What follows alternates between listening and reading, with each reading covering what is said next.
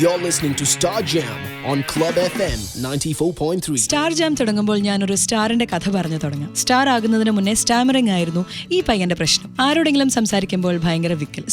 സുധി വാത്മീകത്തിലെ സുധിയെ പോലെ വിക്കൽ മാത്രമായിരുന്നില്ല, കൂടെ കോമ്പിനേഷന് അതിഭീകരമായ നടുവേദനയും. ഏതാണ്ട് ആടൊരു ഭീകര ജീവിയാണ് എന്ന സിനിമയിലെ ഷാജി പാപ്പനെ പോലെ. കളിയാക്കലുകൾക്കിടയിലും സ്റ്റാർ ആകണമെന്ന ലക്ഷ്യം പയ്യൻ കളഞ്ഞില്ല. കുറവുകളെ മറന്നപ്പോൾ അവൻ സ്റ്റാറായി. കളിയാക്കലുകളെ മറികടന്നപ്പോൾ അവൻ സൂപ്പർ സ്റ്റാറായി. ആ പയ്യന്റെ പേര് ഹൃതിക് റോഷൻ. ഇവിടെ സ്റ്റാർ ജാമിലും ഒരു സൂപ്പർ ഡൂപ്പർ താരമാണ്. കുറവുകളെ മറക്കണമെന്ന് പറഞ്ഞ ഒരു സിനിമയുമായി വിക്ടറി വിസിലടിച്ച് നടക്കുന്ന ഒരു super duper actor, and he is none other than Jayasurya. ഭയങ്കര ഒരു ലോ എനർജി ആയിപ്പോയല്ലോ ചേട്ടാ. അല്ല, ഞാൻ ചിത്രമൊക്കെ പറഞ്ഞപ്പോ വേറെ ആരും ആയിരിക്കും വിചാരിച്ചു. മറ്റേ സ്റ്റാർ മറിച്ച സ്റ്റാർ എന്നൊക്കെ പറഞ്ഞു. അപ്പൊ എന്നെ തന്നെയാണോ എന്നൊരു ഡൗട്ട് അടിച്ചിരുന്നു. അതേ മിണ്ടാതിരുന്നത്. നിങ്ങൾ തന്നെയാണ്. വെൽക്കം ടു എന്നെ തന്നെയാണ് ഉദ്ദേശിച്ചത്. നിങ്ങളെ തന്നെയാണ്, നിങ്ങളെ മാത്രമാണ് ഉദ്ദേശിച്ചത്.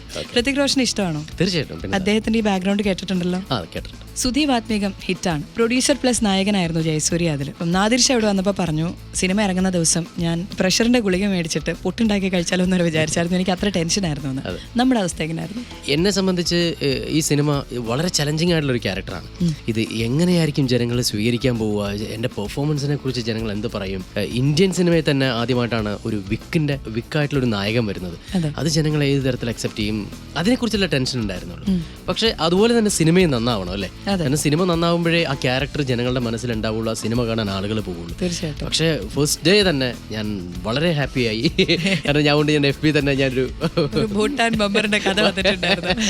അപ്പോൾ അതുകൊണ്ട് ഞാൻ വളരെ സന്തോഷവാനാണ്. കാരണം എന്തുകൊണ്ടെന്ന് വെച്ചാൽ കാണുന്ന പ്രേക്ഷകരും സന്തോഷവാന്മാരാണ്. എല്ലാവരും എല്ലാം തികഞ്ഞു വരുന്നില്ല. പക്ഷെ ആ കുറവിനെ നികത്താൻ പറ്റുന്ന കുറെ നല്ല വാക്കുകൾ ആ സിനിമയിലൂടെ കിട്ടുന്നുണ്ട്. ജയസൂര്യ എന്തെങ്കിലും കുറവുകൾ എങ്ങനെ മറികടന്നൊരു വ്യക്തിയാണോ? കുറവുകൾ ഡെയിലി ഉള്ള ഒരാളാണ്. പിന്നെ തീർച്ചയായിട്ടും അത് പുറത്തുള്ള വ്യക്തികൾക്ക് അറിയണമെന്നില്ലല്ലോ. അപ്പൊ ആ കുറവുകൾ കണ്ടെത്തുക എന്നുള്ള അടുത്താണ് കേട്ടോ കാര്യം. നമ്മള് നമ്മുടെ ഉള്ളിലെ എന്താ പറയാ ഹീറോയിനെ കണ്ടെത്തി കഴിഞ്ഞാൽ പിന്നെ നമ്മൾ തന്നെയാണ് ഹീറോ. തീർച്ചയായിട്ടും. ഏത് കുറവാണ് ഇനി ഞാൻ ഒന്ന് മറികടക്കണമെന്ന് ആഗ്രഹിച്ചിരിക്കുന്ന ഒന്ന്? അല്ല, അറിയില്ല. ഇപ്പൊ നമ്മൾ സംസാരിച്ച് ഇവിടുന്ന് പോകുമ്പോഴത്തേക്കും ചിലപ്പോൾ ഞാൻ പറഞ്ഞ വാക്കുകൾ ചിലത് എനിക്ക് തന്നെ അയ്യോ അത് പറയേണ്ടിയിരുന്നില്ല എന്ന് തോന്നും. ആ ഒരു അനലൈസ് ചെയ്യുന്ന ഒരു പരിപാടിയുണ്ട്. അപ്പൊ അങ്ങനെ ആ ഒരു അനലൈസിങ്ങിൽ നിന്നും ചിലപ്പോൾ എന്തെങ്കിലും കിട്ടാം. അപ്പൊ അത് നമ്മൾ ഭാവിയിൽ റിപ്പീറ്റ് ചെയ്യാതിരിക്കുക. അപ്പോൾ നമ്മളിലേക്ക് എന്നും തിരിഞ്ഞു നോക്കിക്കഴിഞ്ഞാൽ തന്നെ നമ്മൾ ചെയ്യുന്ന മിസ്റ്റേക്ക് നമുക്ക് തന്നെ മനസ്സിലാവും എന്നാണ് എനിക്ക് തോന്നിയിട്ടുള്ളത്. സുധി വാത്മീക ഞാൻ കണ്ടു. അതിലെ മെസ്സേജ് എനിക്ക് കിട്ടി. പക്ഷെ കേട്ടുകൊണ്ടിരിക്കുന്നവർക്കായിട്ട് സ്റ്റാർ ജാമിന്റെ എല്ലാ ലിസണേഴ്സിനുമായിട്ട് അതിന്റെ മെസ്സേജ് ഒരു 2 വരിയിൽ. തീർച്ചയായിട്ടും. സച്ചിൻ ടെണ്ടുൽക്കർ ആകുക, അമീർ ഖാൻ ആകുക എന്നതല്ല പ്രധാനം, നമ്മളാവുക എന്നുള്ളതാണ് പ്രധാനം. ഹോളിവുഡിൽ ബാറ്റ്മാൻ ആക്ടർ ക്രിസ്റ്റ്യൻ ബെയിൽ, ബോളിവുഡിൽ സാക്ഷാൽ ആമിർ ഖാൻ, കോളിവുഡിൽ ഷിയാൻ വിക്രം. ഇവർ 3 പേരും കഥാപാത്രമാകാൻ വേണ്ടി എന്തും ചെയ്യും. രൂപം മാറും, ശബ്ദം മാറും, തടി വയ്ക്കും, താടി വയ്ക്കും, വേണ്ടി വന്ന പട്ടിണി കിടക്കും, മെലിയും. അങ്ങനെ ഒരാളുണ്ട് ക്ലബ് ഫെമിലെ സ്റ്റാർ ജാമിൽ. മോളിവുഡിലെ ആ താരത്തിന്റെ പേരാണ് ഞാൻ പറയുന്നില്ല, ഞാൻ തന്നെ എന്നെ കുറിച്ച് നിങ്ങൾ പറയൂ പ്ലീസ്.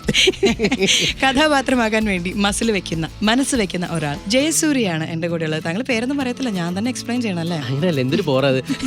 ഇതെല്ലാം കഴിഞ്ഞിട്ട് അമീർ ഖാൻ, ഷിയാൻ വിക്രം എന്നൊക്കെ പറഞ്ഞിട്ട് എന്റെ പേര് പോലും പറയാൻ പറ്റാതെ എന്നെ ഇവിടെ വിളിച്ചു വരുത്തേക്കണല്ലേ.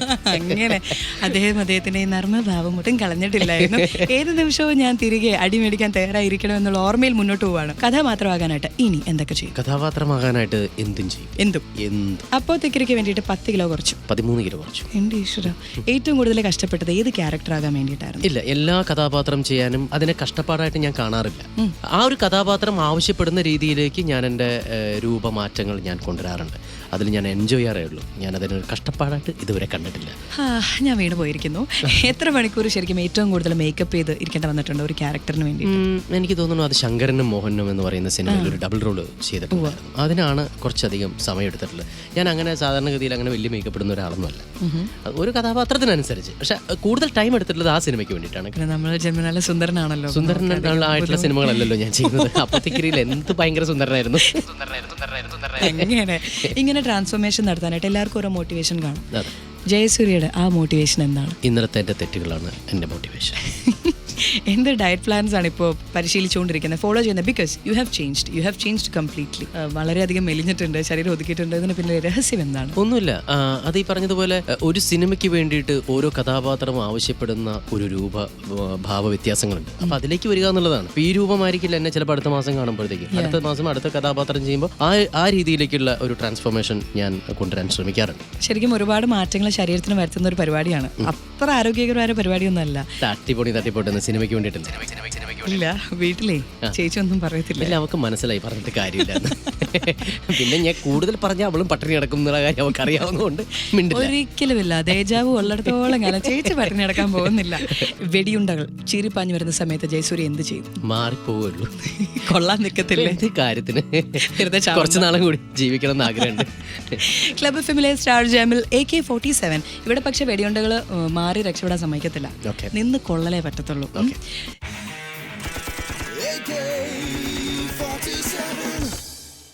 ഞാൻ കുറച്ച് സിനിമകളുടെ പേര് പറയും. പെട്ടെന്ന് തോന്നുന്ന ഒരു ആള്, സംഭവം, സ്ഥലം എന്തെങ്കിലും ആ സിനിമയായിട്ട് റിലേറ്റഡ് ആയിട്ട് പറയണം. ഒത്തിരി നേരം ആലോചിക്കാൻ സമയം തരത്തില്ല. ദോസ്ത്. ഞാൻ ജൂനിയർ ആർട്ടിസ്റ്റ് ആയിരുന്ന സമയം അപ്പം ഞാൻ ജഗതി വേഴ്സസ് ജഗതി ചെയ്യാം. ഞാൻ ജഗതി ചേട്ടനെ എപ്പോഴും വിളിക്കുമായിരുന്നു, അമ്പിളിച്ചേട്ടനെ. അപ്പോൾ എനിക്ക് എന്തെങ്കിലും ഒരു വേഷം തരണം എന്ന് പറയുമ്പോഴത്തേക്കും അമ്പിളിച്ചേട്ടൻ എന്നെ വിളിച്ചിട്ട് പറഞ്ഞു, എടേ ജയസൂര്യ, നാളെ ഒരാൾ വിളിക്കും, പേശാനുണ്ടെങ്കിൽ വിളിച്ചാൽ മതി എന്ന് ഞാൻ പറഞ്ഞിട്ടുണ്ട്. അതായത് ഡയലോഗ് എന്തെങ്കിലും ഉണ്ടെങ്കിൽ അപ്പോൾ അവർ വിളിക്കും കേട്ടോ എന്ന് പറഞ്ഞു. മൂപ്പരെ 1 മണിക്കൂർ കഴിഞ്ഞിട്ട് എന്നെ വിളിച്ചു. എന്തായി അവർ വിളിച്ചോ? ഞാൻ പറഞ്ഞു വിളിച്ചില്ല വിളിച്ചിട്ടാ. അപ്പോൾ പേശാനുണ്ടാവില്ല എന്ന് പറഞ്ഞിട്ട് കുറച്ച് കഴിഞ്ഞപ്പോൾ അവർ വിളിച്ചു. ഞാൻ അമ്പിളിച്ചേട്ടനെ വിളിച്ചു പറഞ്ഞു വിളിച്ചിട്ടുണ്ട്. ആ പോയി നോക്കൂ ജയസൂര്യ. അങ്ങനെ ഞാൻ ദോസ്ത് എന്ന് പറയുന്ന പടത്തിന്റെ ലൊക്കേഷനിൽ ചെല്ലുന്നു. അപ്പോൾ തന്നെ അവിടെ ചെന്നിറങ്ങിയപ്പോഴത്തേക്കും കുറേ അധികം ജൂനിയർ ആർട്ടിസ്റ്റുകൾ റൈറ്റ് സൈഡും ലെഫ്റ്റ് സൈഡിലും നിൽക്കുകയാണ്. അപ്പോൾ ഡയറക്ടർ ഉണ്ടായിരുന്നു. ഞാൻ പറഞ്ഞു സാർ നമസ്കാരം, എനിക്ക് തോന്നുന്നു ആരോ പയ്യൻ അഭിനയിച്ചിട്ട് ശരിയായില്ല, ഒന്നുമില്ല ഒരാൾ ഓടിച്ചിടുന്ന പോലെയാണ്, താൻ ഓടിക്കും എന്ന് പറഞ്ഞു. ആരോ ഓടിച്ചിടണമെന്നുള്ള കാര്യമൊന്നും എനിക്കറിയില്ല, ചോദിക്കാൻ പറ്റുമോ? അങ്ങനെ ചെന്ന് കുറച്ച് കഴിഞ്ഞപ്പോഴാണ് ദിലീപേട്ടനാണ് ഓടിച്ചിടുന്ന പോലെ. ദിലീപേട്ടൻ ഇടിക്കുമ്പോൾ ചാക്കോച്ചൻ കയറി ഇങ്ങനെ കൈ ഇങ്ങനെ കയറി പിടിക്കും. എന്തിനാ ഈ പാവത്തിന് ഇങ്ങനെ തല്ലിച്ചതയ്ക്കുന്നത് എന്നൊരു ഡയലോഗും പറയും. ഇടയ്ക്കിടയ്ക്ക് കാണുമ്പോൾ പാവം പറയാറുണ്ട്, അന്ന് തല്ലിച്ചതച്ചാൽ മതിയായിരുന്നു, എനിക്കൊരു പാരയായിട്ട് ഒരു വിചാരിച്ചിട്ടാണ്. സ്വപ്നക്കൂട് എനിക്ക് റീബർത്ത് കിട്ടിയ സിനിമയാണ്. എൻ്റെ വീടിന്റെ പേര് ഇന്നും സ്വപ്നക്കൂട് എന്ന് തന്നെയാണ്. ഓ അങ്ങനെയുണ്ട്. തീർച്ചയായിട്ടും. ഓക്കെ. ഗുലുമാൽ. അയ്യോ, രാജേഷ് വൈവി എന്ന് പറയുന്ന പുതിയൊരു തിരക്കഥാകൃത്ത് എൻ്റെ അടുത്ത് വന്ന് സബ്ജക്റ്റ് പറഞ്ഞിട്ട് ഞാൻ മുമ്പിൽ തന്നെ സിനിമ കാണുകയും തലകുത്തിച്ചിരിക്കുകയും ചെയ്ത കുറേ മുഹൂർത്തങ്ങളുള്ള ഞാനും ചാക്കോച്ചനും കൂടി VKP ടീമിന്റെ സിനിമ ക്ലാസ്മേറ്റ്സ്. അമ്മേ അയ്യോ, അത് എന്ത് രസമായിരുന്നു. ലാലുച്ചേട്ടൻ്റെ കൂടെ എനിക്ക് അറബിക്കഥയും കഴിഞ്ഞിട്ട് എനിക്ക് പിന്നീട് വർക്ക് ചെയ്യാനുള്ള ഒരു ഭാഗ്യം ഉണ്ടായിട്ടില്ല. ലാലുച്ചേട്ടൻ ഇത് കേൾക്കുന്നുണ്ടെങ്കിൽ ഇതൊരു അറിയിപ്പായിട്ട് എടുക്കുക. ജനങ്ങളെല്ലാവരും ഒരേ രീതിയിൽ കൈയടിച്ച സിനിമ, ലോകത്തെവിടെയും നമ്മുടെ സിനിമയാണെന്ന് പറഞ്ഞ് കൊണ്ട് കാണിക്കാൻ പറ്റുന്ന ഒരു സിനിമയാണ് അപ്പോഴത്തേക്ക്. ഞാൻ ഇനി കുറച്ച് ആളുകളുടെ പേര് പറയും. പെട്ടെന്ന് ചോദിക്കേണ്ട ഒരു ചോദ്യം. നരേന്ദ്രമോദി. സർ, ഞങ്ങളുടെ കുറേ അധികം സാധാരണക്കാർ ഇവിടെയുള്ള സ്ഥലമാണ്. തീർച്ചയായിട്ടും ഞങ്ങളുടെ എല്ലാവരുടെയും കഷ്ടപ്പാടുകൾ തിരിച്ചറിയേണ്ട അങ്ങ് കേരളത്തിലേക്ക് ഉടൻ തന്നെ വരികയും ഞങ്ങളുടെ റോഡിലൂടെ താങ്കൾ സഞ്ചരിക്കുകയും ഞങ്ങളുടെ KSRTC ബസ് സ്റ്റാൻഡിലുള്ള ബാത്റൂമിൽ കയറി മൂത്രമൊഴിക്കുകയും ഒക്കെ വേണമെന്ന് ഞങ്ങൾ അഭ്യർത്ഥിക്കാം. Very nice. ആമിർ ഖാൻ. അദ്ദേഹം നമ്മളെല്ലാവരും നമ്മുടെ ഇന്ത്യയെ സ്നേഹിക്കുന്ന പോലെ ഇന്ത്യയെ സ്നേഹിക്കുന്ന ആള് തന്നെയാണ് അദ്ദേഹം. തീർച്ചയായും. കാരണം അദ്ദേഹം നിലനിൽക്കുന്നത് അദ്ദേഹത്തിന്റെ മണ്ണും ഇന്ത്യയുടെ മണ്ണാണ്. അദ്ദേഹം അമീർ ഖാൻ ആയത് ഇന്ത്യയുടെ കയ്യടി കൊണ്ടാണ്. അപ്പോൾ ആ ഇന്ത്യയെ ഒരിക്കലും തള്ളിപ്പറയാത്ത മനുഷ്യനാണ്. അതുകൊണ്ടാണ് അദ്ദേഹം ബുദ്ധിയുള്ളൊരു നടന്മാരുടെ ലിസ്റ്റിലായതും ബുദ്ധിയുള്ളൊരു വ്യക്തിത്വമായിട്ട് നമ്മൾ കാണുന്നത്. ആർ ജെ രേണു വൈകുന്നേരങ്ങളിൽ മനസ്സിലേക്ക് പ്രണയം കുത്തിവെക്കുന്ന ശബ്ദം. ഇത് മാത്രം മതി എന്ന് പറഞ്ഞുകൊണ്ട് ഞങ്ങൾ രണ്ടുപേരും അടുത്ത പാട്ടിലേക്ക് പോവാണ്. Stay tune with Renu and Jayasurya. കാരണം ക്ലബ് എഫ്എമ്മിൽ മാത്രം ടൺ കണക്കിന് ഫൺ, ടൺ കണക്കിന് മ്യൂസിക്.